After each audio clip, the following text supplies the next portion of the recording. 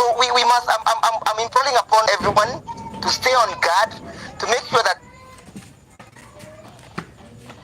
who are beyond reproach and who are not capable of being compromised. Permit to move to the next level of what is currently happening. I have had various submissions and listened to able presentations, but I'm just asking myself, are we going to continue relying on existing institutions?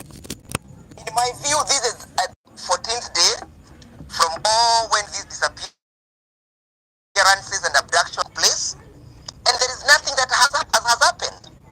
If you look, bodies are being discovered, the man in those gunny bags, the places in which they are being recovered from. In my view, it speaks about well choreographed, a systematic way of doing it. Then if you look at also the way they are spread, to me I think it's the high time we now start thinking outside the box. Even as we give them the benefit of doubt, our existing institutions, as we give them the benefit of doubt, they should know that the big brother is watching. So I have kept on advocating that we need to operationalize international mechanisms and instruments to make sure that if the local instruments fails, we will not perhaps have lost the most crucial evidence. Because as of now, we are relying on the individuals whom we perceive as perpetrators. Because in my view, unless the government comes out clean, we all make an assumption which is not rebuttable and it has not been rebutted, that this is as a result of the government apparatus or state apparatus. How then can we go ahead and still expect perpetrator can perhaps help us resolve the current existing scenario? In my view, and I'll say again, the Human Rights Watch, the Kenya Human Rights Commission, all international organizations or bodies domiciled here within, including the local journalism, we need to expose these things critically.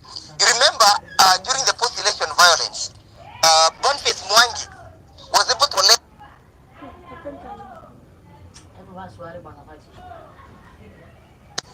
sorry that Mwangi was able to collect a lot of pictorial evidence, which was displaying, which are currently displayed at the Museum of Kenya. That is part and parcel of activism that we all require to make sure that whatever is happening in this republic, the situation in Kenya may be projected out there, so that at the end of the day, people will get to know the existing situation. As of now, we still do not know how many people are missing. I seriously sympathized with that lady who was at the People's Assembly yesterday at Fungamano, and there are so many people who are undergoing similar experiences. So in my view, we need to move away from the from the Kenya Red Cross.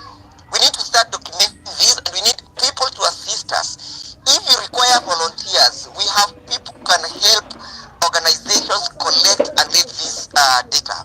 So at the end of the day, when we go to the street on Tuesday, the state will know that we are not just depending on the state apparatus who can conceal and manipulate evidence. We are also crying out there to the world for them to come and witness the unfolding events in the Republic of Kenya. I beg to rest my case unless there is any clarification that perhaps may be sought. I'm still online for consultation. Thank you. Thank you very much, Wakili. John Alan Namu, you have the microphone kindly.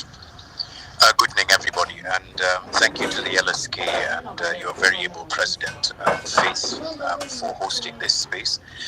I've been listening and dipping in and out, unfortunately, technology issues on my end, so I apologize if anything that I'm about to say has already been said or already been covered. But today, as a Kenyan and as a journalist, I sit in a very difficult situation, a very difficult position in this way. I've been documenting and, as a journalist first with private media and now, running my own independent media company. I've been documenting cases of extrajudicial executions from as far back as the beginnings of the Mungiki killings in 2005 going forward. And, what you start to see is a transformation in methods in places where these bodies are dumped.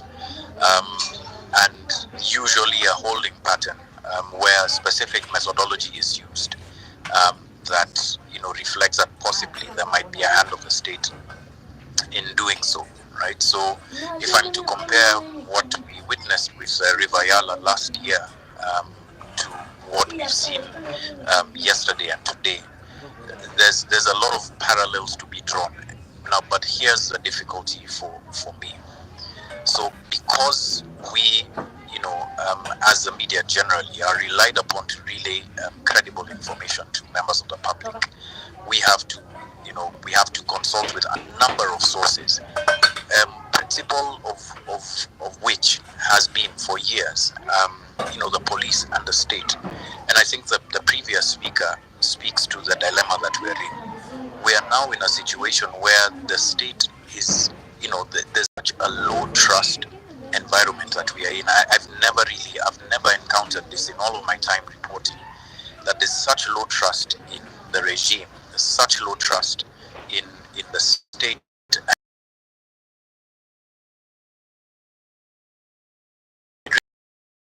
Reflection for us in the media generally on how we can start to gather credible evidence around the kinds of things that are taking place in the country, and B, start to start the process of rebuilding the trust in institutions that we can all put our faith in. I mean, I've spoken about this before, but it's been said many times before that when institutions are over time have trust in them eroded through their actions, through corruption, and the various other things that we've witnessed in the country, we get to a situation where nobody can trust anything, and that becomes an incredibly hard place to navigate.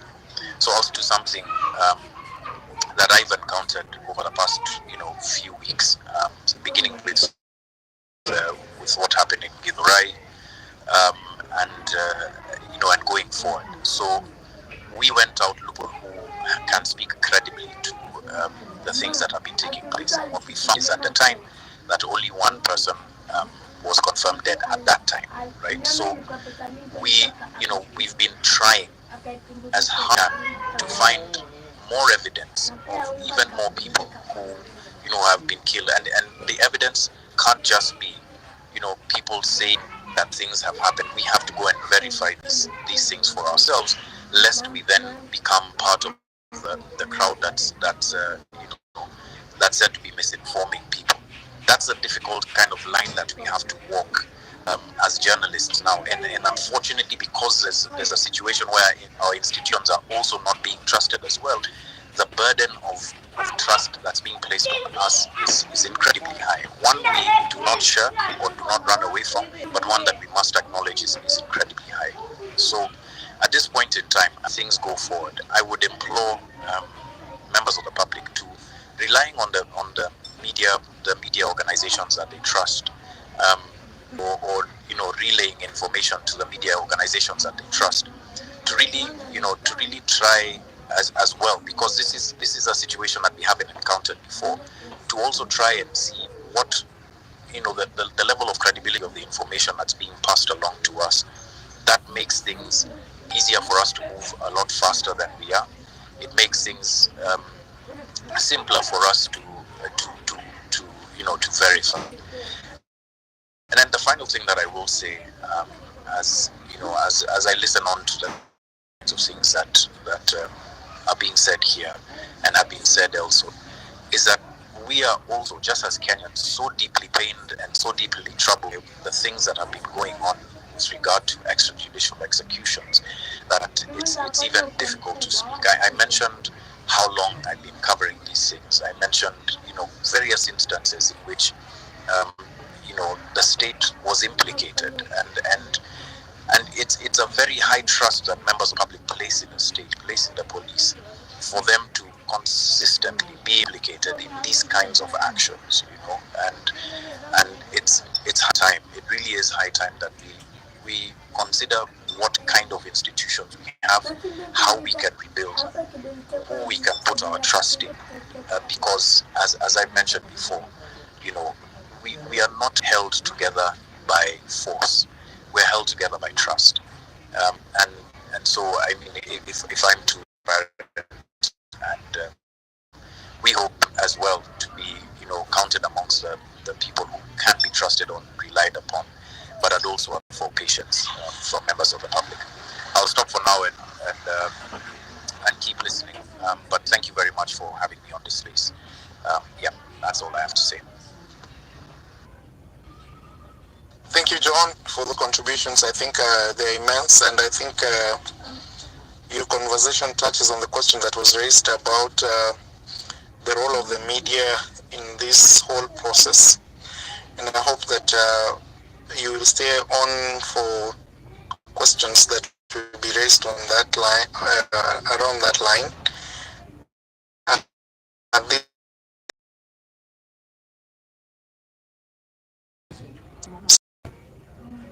Then after Samuel, we'll have Bio.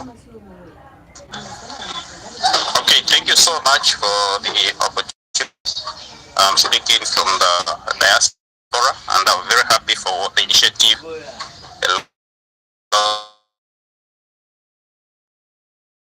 To bring to you something very serious that is crippling all the institutions. We have to understand that all bodies under the president. So the president appoints the cabinet secretaries. The cabinet secretary supervises the accounting officers, the PSS.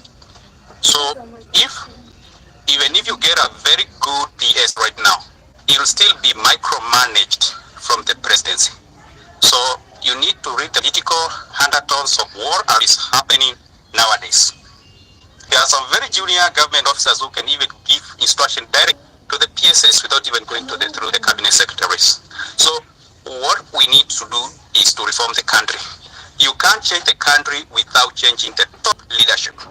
So even if you constitute the best cabinet right now, given the current political environment we have, those people will still be unable to deliver.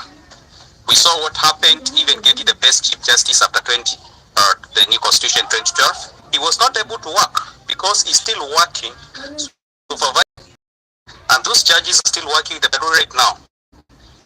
They will not work unless you change. So countries we are working, we know that the president is a symbol of unity. If you don't have the trust with the president, then you find that all other institutions will not be able to work. So even if right now, if you go to even the smallest, those board chairmen of those parastatals, let's go to cancer. You'll find that the chairman is more powerful than the CEO and is politically connected to the state house. So we are making so much way to put the best people. Even if you get very much. It's very important that we participate actively as citizens in the process of the cabinet secretaries with the ability to know who among them has cases court, who among them has been involved in corruption, who among them has been involved in any other matter that actually undermines the constitutional provisions under Chapter 6 and Article 10. And so it's very important on leadership and integrity. And so it's very important that we engage them provisions of the Constitution. Maybe it took time for people to appreciate the document that we have and how progressive it is. But we should participate in that process and ensure that actually the individuals appointed to public office take up those responsibilities. I'll give an example of the Office of the Attorney General. As the Law Society of Kenya, we sue government on a daily basis. From time immemorial, we